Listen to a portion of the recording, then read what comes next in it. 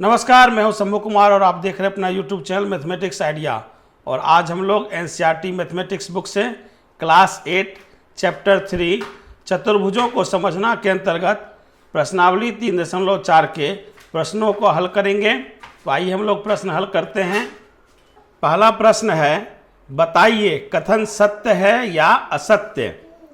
ए, सभी आयत वर्ग होते हैं। प्रश्न संख्या 1 को हल करने से पहले हम लोग वर्ग आयत समचतुर्भुज के गुणों को समझेंगे, उसके बाद प्रश्न को हल करते हैं। समचतुर्भुज रोम्बस वैसा चतुर्भुज जिसकी सभी भुजाएं समान लंबाई की होती हैं एवं एक दूसरे के समांतर होती है, समचतुर्भुज कहलाता है। इसके गुण हैं, पहला, सभी भुजाएं समान लंबाई की होती है इसलिए इसमें वर्ग का गुण है। दूसरा, सभी भुजाएं एक दूसरे के समांतर होती है इसलिए इसमें समांतर चतुर्भुज के गुण हैं। तीसरा, समचतुर्भुज के विकर्ण परस्पर लंब समद्विभाजक होते हैं इसलिए इसमें वर्ग का गुण है। चौथा, सम्मुख कोण समान होते हैं इसलिए इसमें पतंग के गुण हैं। समांतर चतुर्भुज पैरेललोग्राम वैसा चतुर्भुज जिसके आमने सामने की भुजाओं का युग्म समांतर हो, समांतर चतुर्भुज कहलाता है। आमने सामने की भुजा समांतर हो यानी ए बी समानांतर सी डी और बी सी समानांतर ए डी। इसके गुण हैं, समांतर चतुर्भुज के सम्मुख कोण बराबर होते हैं यानी कोण ए बराबर कोण सी, कोण बी बराबर कोण डी। दूसरा, समांतर चतुर्भुज के आसन्न कोण संपूरक होते हैं यानी समांतर चतुर्भुज के बगल के दो कोणों का योगफल 180 डिग्री होता है यानी a प्लस बी बराबर 180 डिग्री, b प्लस सी बराबर 180 डिग्री, c प्लस डी बराबर 180 डिग्री, d प्लस ए बराबर 180 डिग्री।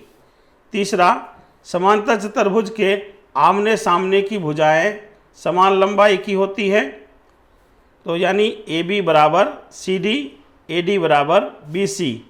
चौथा, समांतर चतुर्भुज के विकर्ण एक दूसरे को समद्विभाजित करते हैं यानी ओ ए बराबर ओ सी, ओ बी बराबर ओ डी। आयत रेक्टेंगल वैसा चतुर्भुज जिसके आमने सामने की भुजा की लंबाई समान हो एवं प्रत्येक कोण 90 डिग्री हो, आयत कहलाता है। आयत का पहला गुण है, प्रत्येक कोण 90 डिग्री अर्थात समकोणिक होता है इसलिए यह समांतर चतुर्भुज है। दूसरा, सम्मुख भुजाएं समान लंबाई की होती हैं इसलिए इसमें समांतर चतुर्भुज के गुण हैं।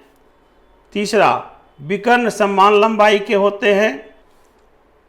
चौथा, विकर्ण एक दूसरे को समद्विभाजित करते हैं।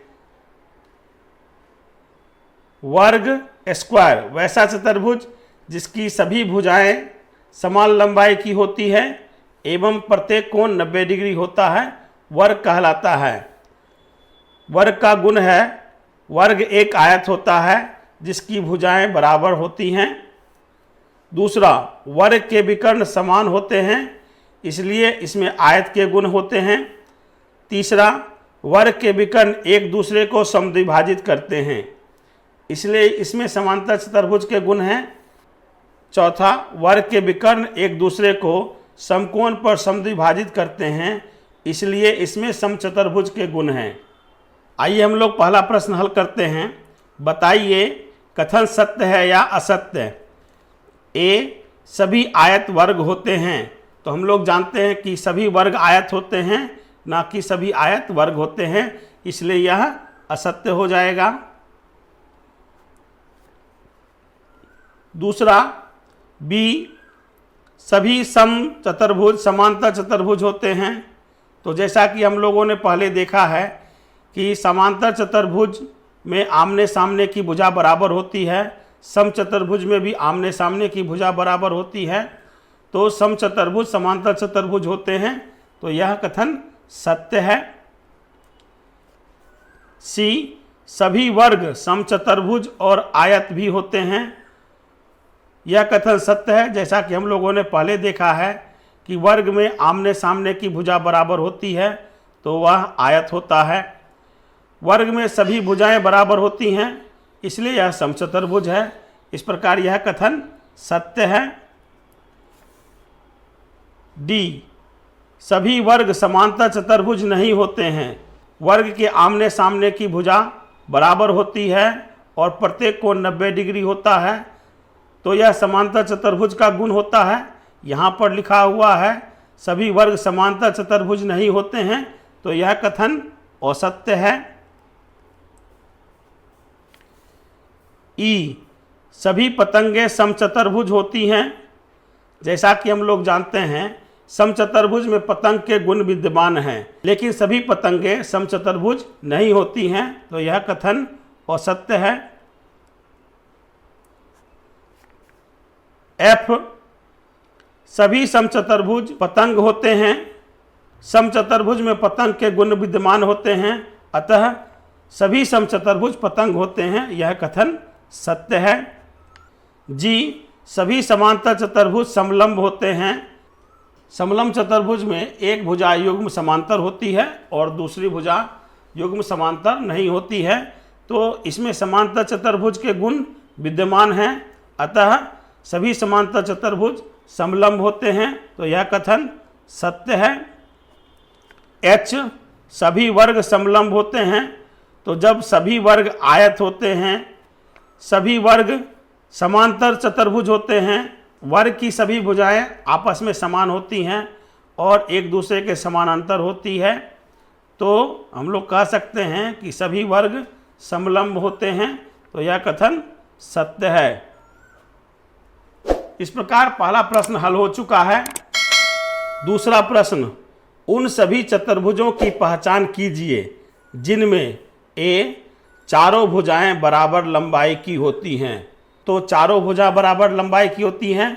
पहला वर्ग होता है, दूसरा समचतुर्भुज होगा।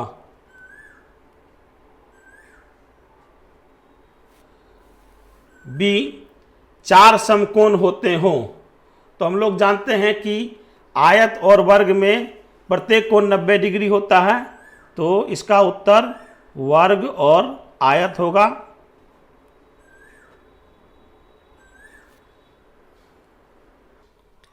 तीसरा प्रश्न, बताइए कैसे एक वर्ग पहला एक समचतुर्भुज है। पहला एक चतुर्भुज, वर्ग में चार भुजाएं होती है, इसलिए यह एक चतुर्भुज है। दूसरा, वर्ग कैसे एक समांतर चतुर्भुज है। तो वर्ग की सम्मुख भुजाएं समांतर होती है, इसलिए यह एक समांतर चतुर्भुज है। तीसरा, वर्ग कैसे एक समचतुर्भुज है, क्योंकि वर्ग एक समांतर चतुर्भुज होता है जिसकी प्रत्येक भुजा समान होती है, इसलिए यह एक समचतुर्भुज है। इसलिए वर्ग एक समचतुर्भुज होता है। बताइए कैसे एक वर्ग आयत है।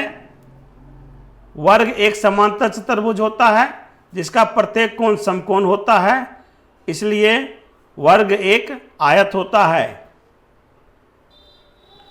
चौथा प्रश्न, एक चतुर्भुज का नाम बताइए जिसके विकर्ण पहला एक दूसरे को समद्विभाजित करते हैं। तो जैसा कि हम लोग जानते हैं कि आयत के विकर्ण एक दूसरे को समद्विभाजित करते हैं, वर्ग के विकर्ण एक दूसरे को समद्विभाजित करते हैं, समांतर चतुर्भुज के विकर्ण एक दूसरे को समद्विभाजित करते हैं,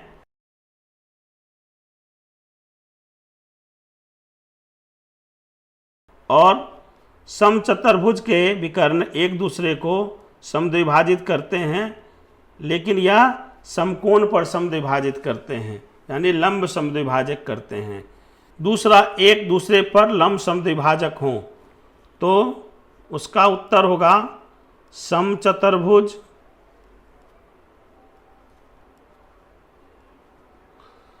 और वर्ग होगा, क्योंकि इन दोनों के विकर्ण एक दूसरे को लंब समद्विभाजक करते हैं।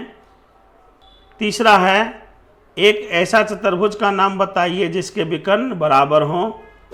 तो वर्ग और आयत के विकर्ण समान होते हैं। इस प्रकार प्रश्न संख्या 4 हल हो चुका है।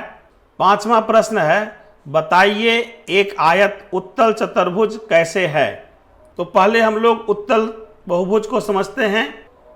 उत्तल बहुभुज, बहुभुज के अभ्यंतर में किन्हीं दो बिंदुओं को मिलाने वाला रेखाखंड पूर्णतया बहुभुज के अभ्यंतर में स्थित होता है, उत्तल बहुभुज कहलाता है। यहाँ पर एक आयत है, दो विपरीत बिंदुओं को मिलाते हैं तो यह विकर्ण का निर्माण करता है, यह बहुभुज के अंदर है। इसी प्रकार यह दो बिंदु को मिलाते हैं तो यह एक विकर्ण का निर्माण करेगा, यह भी बहुभुज के अंदर है। तो हम लोग अपना उत्तर लिखेंगे। इसके दोनों विकर्ण आयत के अभ्यंतर में स्थित होते हैं, इसलिए आयत एक उत्तल चतुर्भुज है। प्रश्न संख्या 6, ABC एक समकोण त्रिभुज है और O समकोण की सम्मुख भुजा का मध्य बिंदु है। बताइए कैसे O बिंदु A, B तथा C से समान दूरी पर स्थित है। संकेत में बिंदुओं से चिन्हित अतिरिक्त भुजाएं आपकी सहायता के लिए खींची गई हैं। तो ABC एक समकोण त्रिभुज है, B समकोण है। कोण B के सामने की भुजा पर बिंदु O है जो, तो हमें बताना है कि बिंदु O बिंदु A, B, C से समान दूरी पर स्थित है।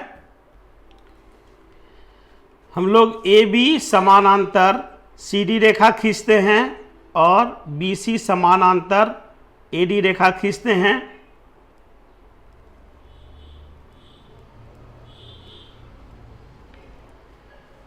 अब इस प्रकार ABCD एक आयत का निर्माण होता है, तो लिखेंगे चतुर्भुज ABCD एक आयत है। हम लोग जानते हैं कि आयत के विकर्ण एक दूसरे को समद्विभाजित करते हैं, तो लिखेंगे आयत के विकर्ण एक दूसरे को समद्विभाजित करते हैं।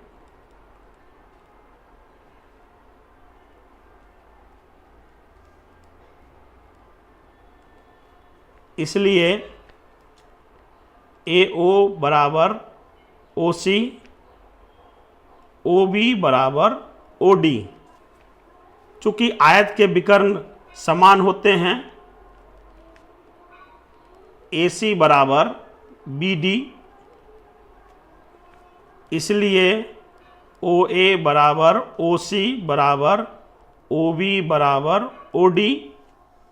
इस प्रकार हम लोग देखते हैं कि चारों बिंदुओं का मध्य बिंदु O है। इस प्रकार बिंदु O सभी बिंदु A, B, C, D से समान दूरी पर स्थित है, इसलिए लिखेंगे बिंदु O बिंदु A, B और C से समान दूरी पर स्थित है।